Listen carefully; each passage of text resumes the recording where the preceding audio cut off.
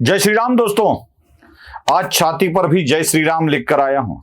जी हां, क्योंकि राम तो हमारे हृदय में बसते हैं, वो हृदय में विराजमान हैं। राम के बारे में कभी कुछ बात सुन ही नहीं सकते। हम हिंदुओं का श्वास है राम। मैं इसलिए ये बता रहा हूं कि सोशल मीडिया पर मैंने कुछ कमेंट्स देखे। मेरे एक दोस्त है करीबी, उन्होंने लिखा कि प्रभु राम जी माफ कीजिएगा, मैं अभी अयोध्या नहीं आऊंगा और अयोध्या आकर उन लोगों को आर्थिक लाभ नहीं पहुंचाऊंगा जो अयोध्या में बिजनेस करते हैं। नहीं आऊंगा आपके दर्शन के लिए, कम से कम अगले 5 साल तक तो नहीं आऊंगा। न जाने कितने पोस्ट मुझे दिखाई दिए कि रामलला की नगरी में हिंदुओं का पराभव क्यों हुआ। दोस्तों, ये हिंदुओं का पराभव नहीं है, ये जाति का पराभव नहीं है। ये जाति की लड़ाई है, धर्म की लड़ाई नहीं। ये जाति में लिप्त लोगों ने किया हुआ कांड है। और अयोध्या वालों के बारे में हम क्या कहे भैया, क्या कहे। जिस श्री राम के मंदिर को निर्माण करने के बाद भी अयोध्या वाले अगर परास्त करते हैं तो एक बात मुझे इतिहास हमेशा याद दिलाता है, अरे जिन लोगों ने राम तक को नहीं छोड़ा वो राम को बसाने वाले मोदी को क्यों छोड़ेंगे। राम तक को नहीं छोड़ा उन लोगों ने।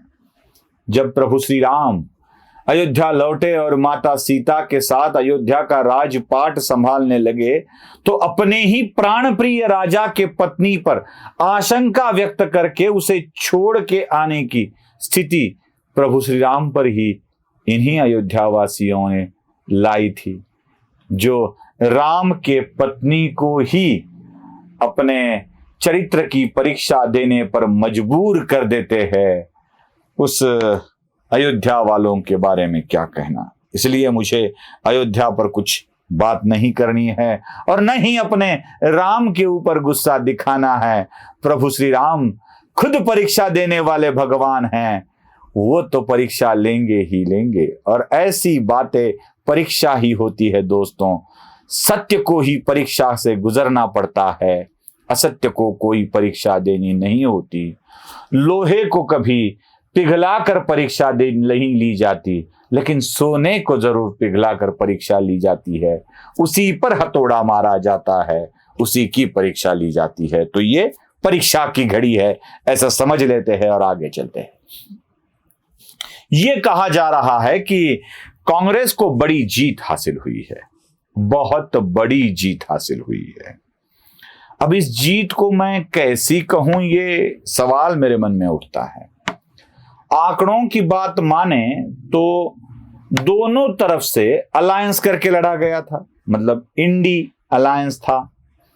इंडी अलायंस में बहुत सारी पार्टियां थी, यहां एनडीए अलायंस था, यहां भी बहुत सारी पार्टियां थी।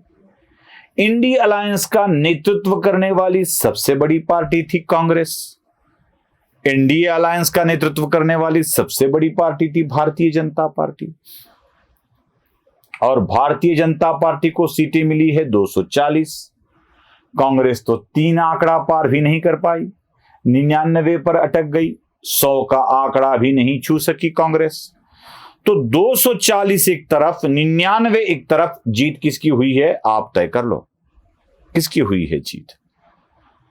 मुझे वो गांव वाला एक किस्सा याद आता है। कुत्ता गली में बैठा हुआ होता है और गली के रास्तों से गाड़ियां गुजरती है, 2 व्हीलर 4 व्हीलर ऐसी गाड़ियां गुजरती रहती है। और जब कोई भी लाल रंग की गाड़ी उस कुत्ते के सामने से गुजरती है तो कुत्ता भौंकते भौंकते उस गाड़ी के पीछे चला जाता है, बहुत दूर तक चला जाता है। और फिर थका हारा अपनी जीवा को बाहर निकाले हाँफते हाँफते वापिस आ जाता है। बाजू वाला कुत्ता बोलता है, भाई क्यों भागा? तो कुत्ता बोलता है, यूं ही थोड़े ही भागा। नहीं, लेकिन क्यों भागा? इतना हाँफ रहा है, लाल भी टपक रही है, लार भी टपक रही है, क्यों भागा इतना? तो बोलता है, मैं यूं ही नहीं भागा, मैं गाड़ी को भगा के आया। गाड़ी जाने वाली थी, कुत्ता यूं ही उसके पीछे भागा। ऐसे ही है, गाड़ी पहुंच गई, बहुमत वाले मकाम पर पहुंच गई, जितना भी आंकड़ा एनडीए ने हासिल किया है वह बहुमत वाला है, 272 सीटें आवश्यकता होती है, उतना आंकड़ा पार कर लिया। लेकिन ये बड़ी दौड़ लगा रहे हैं, बड़ी ही दौड़ लगा रहे हैं। चलो लगाने दीजिए, कोई फर्क नहीं पड़ता है। लेकिन मैं आपको हार या जीत के आंकड़े जरा बता रहा हूं। कांग्रेस को बड़ी जीत मिली है ऐसा दावा करने वाले लोगों ने कुछ बातें याद रखना जरूरी है। कांग्रेस अपने दम पर कुछ नहीं कर पाई है, अपने दम पर कुछ नहीं कर पाई।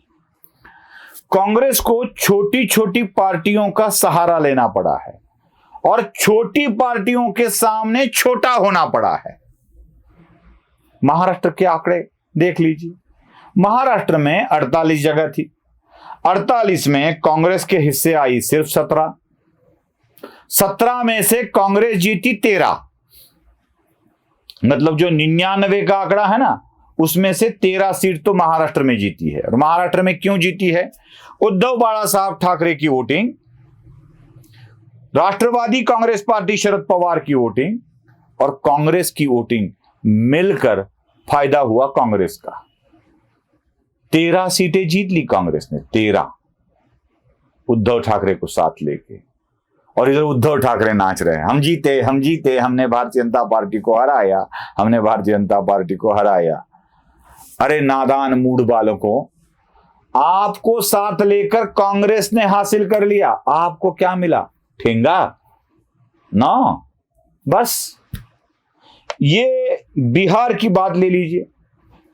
बिहार में कांग्रेस ने 3 सीटें जीत ली, 4 लड़ी थी, राजद को 4 मिली, कांग्रेस को 3 मिली, मतलब कांग्रेस फायदे में ही रही। उत्तर प्रदेश में समाजवादी पार्टी के साथ रिश्ता जोड़कर छोटा थोड़ा कम हो गए तो 6 सीटें जीत ली, समाजवादी पार्टी के साथ रहकर वहां फायदा कर लिया।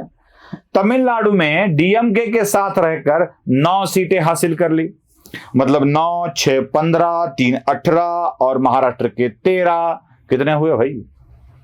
99 में से 13, 18 और 13, यही तो ज्यादा बन जाते हैं, यही तो सीटें ज्यादा बन जाती है।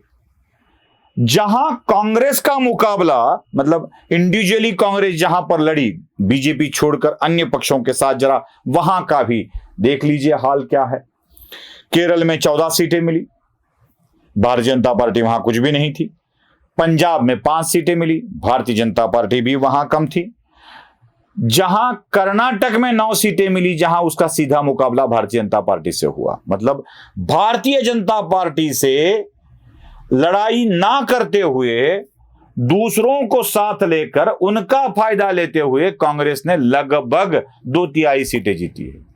और जहां पे सीधा मुकाबला भारतीय जनता पार्टी से हुआ, वहां कांग्रेस की अवस्था क्या है जरा समझ लीजिएगा। गुजरात, जहां पर कांग्रेस का सीधा मुकाबला भारतीय जनता पार्टी के साथ था, 26 सीटें थी, 26 में से कांग्रेस को मिली 1, बस 1, बाकी 25 जीत ली भारतीय जनता पार्टी ने। कहां पराभूत कर पाया भारतीय जनता पार्टी को? मध्य प्रदेश 29 सीटें थी, क्या मिला कांग्रेस को? ठेंगा, 1 भी नहीं, बिग जीरो, एक बड़ा शून्य। 29 की 29 सीटें भारतीय जनता पार्टी ने जीत ली मध्य प्रदेश में। दिल्ली 7 सीटें थी, 7 के 7 भारतीय जनता पार्टी ने जीत ली, क्लीन स्वीप दिल्ली और मध्य प्रदेश जैसे राज्य। छत्तीसगढ़ 21 सीटें थी, 20 भारतीय जनता पार्टी ने जीत ली है, 1 मिली है कांग्रेस को। मतलब गुजरात में 1 और छत्तीसगढ़ में 1, 2, और सीटों का आंकड़ा देख लीजिए कितना होता है। उत्तराखंड 5 सीटें थी, 5 की 5 भारतीय जनता पार्टी ने जीत ली, 1 भी सीट कांग्रेस के हाथ नहीं आई। हाँ, और ये कह रहे हैं कि हमने भारतीय जनता पार्टी को परास्त कर लिया। हिमाचल प्रदेश, अरे मंडी की क्या कहा था कंगना को? हिमाचल प्रदेश में 4 सीटें थी, 4 की 4 भारतीय जनता पार्टी ने जीत ली, जहां पर सीधा मुकाबला कांग्रेस के साथ था। अरुणाचल प्रदेश 2 सीटें थी, 2 की 2 भारतीय जनता पार्टी ने जीत ली, कांग्रेस के हाथ में ठेंगा लगा। त्रिपुरा 2 सीटें थी, 2 की 2 भारतीय जनता पार्टी ने जीत ली, कांग्रेस के हाथ में ठेंगा लगा।